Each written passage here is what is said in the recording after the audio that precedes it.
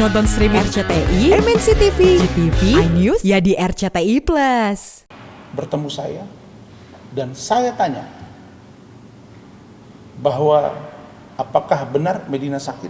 Jawabnya iya.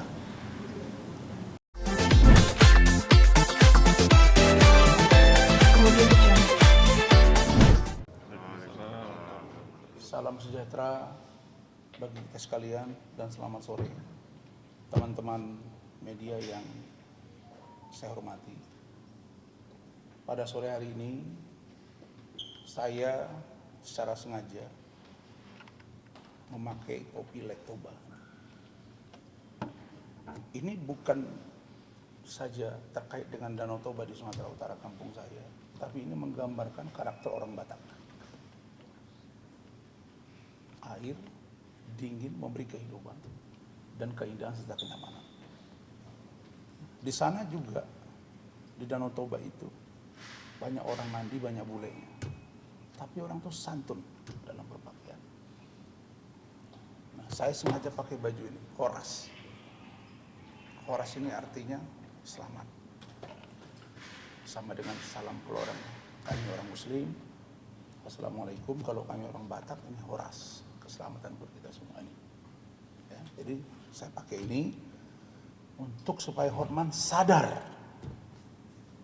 bahwa setinggi manapun kita terbang, kita tetap akan kembali di mana kita tempat lahir dan dibesarkan. Karena itu, saya pada sore hari ini ingin menyampaikan beberapa hal. Pertama, terkait dengan Hotman Paris. Yang kedua, terkait dengan Dr. Richard Lee. Ini dua-dua ini update. Yang ketiga, terkait dengan Medina Zain. Nah, untuk yang pertama, tentang Medina Zain. Saya kemarin sekitar pukul 12 tengah hari sudah datang membesuk klien saya, saudari Medina Zain alias Medina Susani. Dari pertemuan tersebut, saya melihat langsung bahwa Medina dalam keadaan sakit. Dalam keadaan sakit. Dan Medina dirawat. Dirawat. Dan Medina diisolasi mandiri. Maksudnya isolasi. Dia membayar secara pribadi, dibantu keluarganya dan investornya. Kemudian saat ini dalam isolasi tersebut, Medina dalam perawatan yang sangat serius, dan sebagaimana saya jelaskan minggu lalu bahwa Medina akan dilakukan observasi selama 2 minggu yang disebut dengan visum psioterapis. Jadi bukan visum et repertum, bukan, ini visum psioterapis. Akan dicek saraf-sarafnya, bipolarnya, dan bipolar Medina Zain adalah bipolar akut tahap tertinggi. Tapi bukan gila ya, bukan gila. Ingat, bukan gila. Tapi bipolar akut tahap tinggi. Dan alhamdulillah, begitu pihak rumah sakit tahu saya datang, mereka tahu saya pengacaranya karena di rumah sakit itu sudah heboh tentang Medina Zain, maka wakil direktur rumah sakit dan Kasubag Hukum, ya Andi ya, tim saya yang di sana, Andi Nasution dan saudara Gusti Gunawan Daulay, itu bertemu saya dan saya tanya bahwa apakah benar Medina sakit? Jawabnya iya. Apakah benar Medina dalam keadaan dirawat? Jawabnya ya. Apakah Medina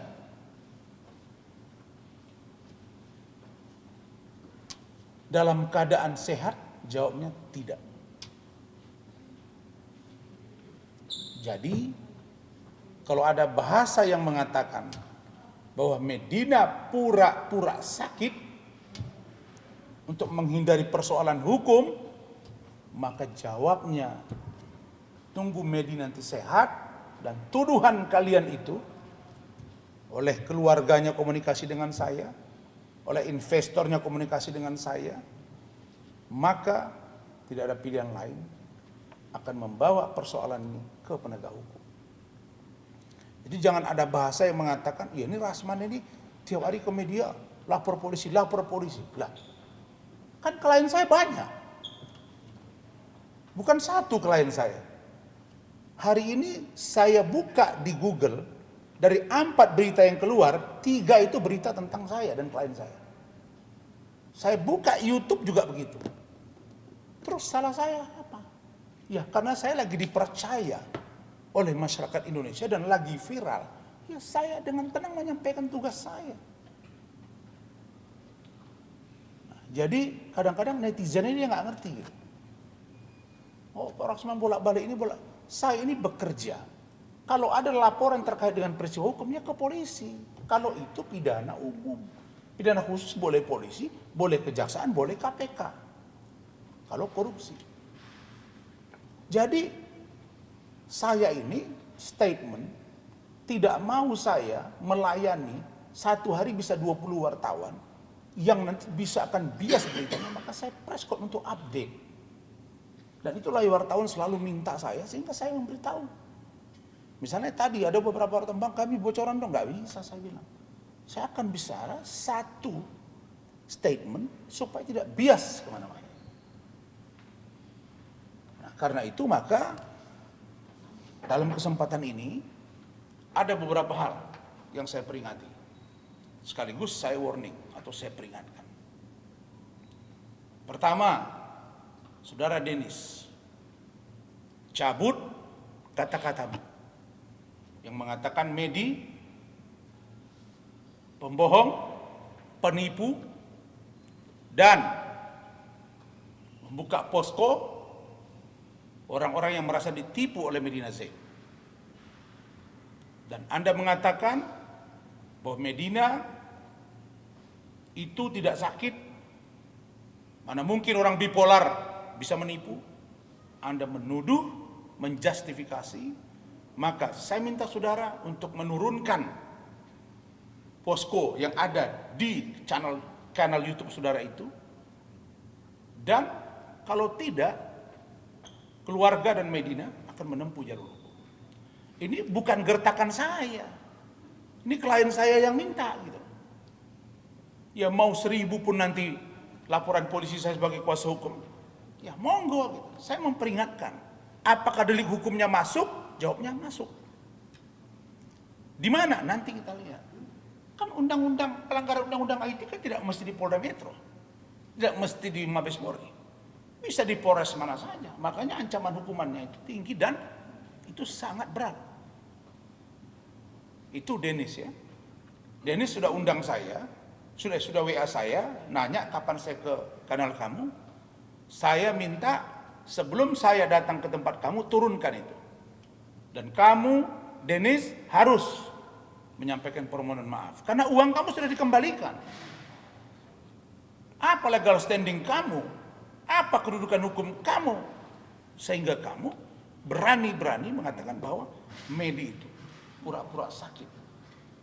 Dan atau menghindar dari sakitnya. Dan datang lagi ke tempat saya press code. Saya ini kalau persoalan pribadi saya bisa maafkan. Kan dia dengan jelas kok mengatakan saya pansos, Hotman Pari segala macam. Saya nggak ada urusan, untuk apa saya laporkan kau? Kecuali kau terang benderang menghina saya. Ya, jadi Denis, saya minta untuk kau itu. Doakan Medina sehat, kita akan tempuh jalur hukum. Yang kedua, Uya Kuya. Uya, Kau kenal saya kenal kau. Astrid kenal saya kenal Astrid. Saya ingatkan, pemilik kanal YouTube apapun, apakah saudara sudah punya izin? Untuk saudara bisa menginterogasi orang tanpa keberimbangan. Check and balances information. Azas konfirmasi tidak dilakukan. Jangan-jangan nanti seperti Dennis mengaku sebagai wartawan, tapi tidak ada kartu pers. Banyak yang WA saya itu, wartawan-wartawan senior. Ya benar tuh Pak Rasman, lah saya ini wartawan. Anda punya kanal YouTube belum tentu Anda wartawan. Anda reporter di situ menginterogasi orang, mengklarifikasi orang. Nah, yang saya sesalkan dari Uya-Kuya, belum lagi saya sebagai kuasa hukum diundang, malah bawa orang lain lagi ke situ. Saya lihat ada FA di situ diundang. Kalian lihat nggak? Ada mengatakan bipolar, ada mengatakan ini, ada katanya pengacara bipolar. Farhad, kau sebut saja nama saya.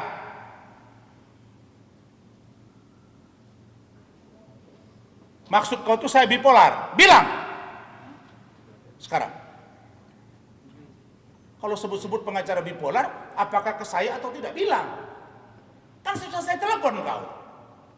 Sudah saya call kau di bandara. Saya tantang, apa mau kau? Saya tidak pernah cari masalah. Saya lihat Farhad ini ngomong di media itu, orang yang mengganggu Hotman sama dengan mengganggu Farhad. Ya Allah, bukalah Instagram saya itu. Kau menghina-hina Hotman Paris, tidak dapat jawaban dari Hotman. Jangan melebar kemana-mana. Kalau bipolar, saudara Medina Zain, itu kita lihat dari dokter, pengaku dokter. Tapi kalau sebut-sebut pengacara bipolar, sebut saja. Kalau saya bilang, Farhad menyebut di situ, mengomentari, katanya pengacara begini-begini, lebih apa, uratnya itu keluar, dia pengacara atau tukang ribut. Tapi nggak sebut nama, saya telepon dia. Dia bilang, saya nggak sebut nama kok, kan nggak gentle. Saya mau 1000 orang pun sebelah sana perang sama saya, nggak ada urusan sama saya. Saya juga punya ribuan orang di sini kok, cuma saya tidak keluarkan orang itu. Oh, yang masalah berumbata intelektual. Saya ketua dewan penasehat, mereka peduli, bukan kita mau bawa-bawa bodyguard atau FBI, tidak. Makanya hari ini saya tidak tampilkan mereka, karena jangan dikira nanti sedikit-sedikit panggil bata intelektual. Ini masalah kontrol sosial, bos. Ya, jadi kalian tanya aja maunya Farhad itu apa. Ngomong aja tentang Rasman. Maunya apa? Di mana? Ngomong aja. Jadi lucu menurut saya. Kalau sudah bilang, saya dengar Hotman senang. Saya tidak pernah menawar-nawarkan diri. Ya, saya dikirimin video tadi. Farhad itu ada wawancara di salah satu TV swasta. Tertawa saya melihat. Nanti saya akan coba, karena itu sudah menjadi berita umum, nanti saya ungkap. Tanya kalian, Farhad itu maunya apa? Apakah pernah saya ada masalah sama dia? Apakah pernah saya menipu dia? Apa pernah saya mengganggu istri dia? Apalagi karena dia nggak ada istri sekarang? Atau yang lain? Ya. Jadi dia ini, Farhad ini mau melebarkan masalah, dibawanya ke sana, dan ini ingat Uya. Uya, kau sudah beberapa kali wawancarai orang terkait Medina Zain, sementara kau tahu saya pengacaranya, dan kau tidak undang saya. Uya, kau pun tidak kebar hukum, Uya. Astrid, kau pun tidak kebar hukum. Sama dengan saya tidak kebar hukum. Saya minta undang saya bicara fair. Uya, ya. Yang kedua yang ketiga tentang Raffi Ahmad.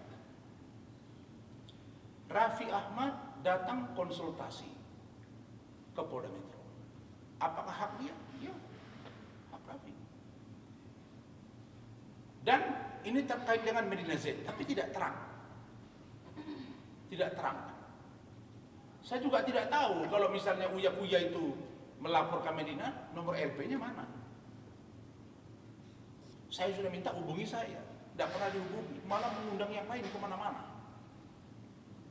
Saya malah curiga, apa kurang top lagi? Kan sudah top juga Uya-Uya ini. Saya bertanya ini, bukan menuduh. Nah, kemudian Raffi Ahmad, Raffi juga saya WA nggak balas. Nagita juga saya balas, padahal pernah saya chattingan dengan Raffi juga. Pernah juga dibalas. Saya pernah duduk, ini Medi, ini saya, depannya Nagita, istrinya Raffi. Yang perlu saya sampaikan, Raffi, kamu kan ada komitmen dengan Medina Zain akan menjadi brand ambassador dari salah satu perusahaan di Bandung yang itu adalah klien tetap saya. Dan klien tetap saya itu sudah mentransfer uang